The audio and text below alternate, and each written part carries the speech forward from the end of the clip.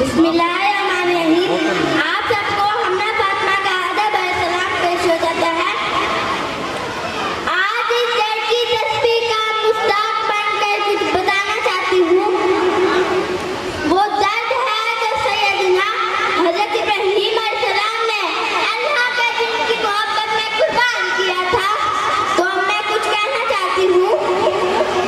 रिश्ते दुल्फत में जब इनको परो सकता था तो रिश्ते दुल्फत में जब इनको परो सकता था तो फिर परेशान क्यों तेरी तस्बीह के दाने रहे।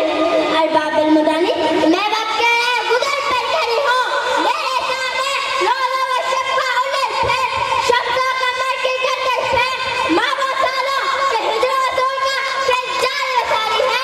मैं मौसमों के तगय्युर तबद्दुल में भी उभरते हुए सूरज भी देखती हूँ और रोते हुए सितारे भी खिलते हुए फूल भी देखती हूँ और इनको नोचने वाली गलती भी सर उठाते हुए फतरे भी देखती हूँ और इन सरों को कलम कर देने वाली बेमियान तलवारें भी।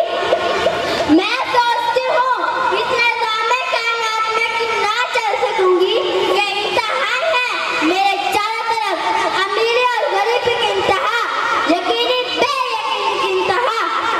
अचानक एक नबी आवाज सुनाई देती है और मुसाफिर जिंदगी में से जुल्फुलात पैदा कर और मुसाफिर जिंदगी में से जुल्फुलात पैदा कर शबस्ता मोहब्बत में है पर न्याज हो जा।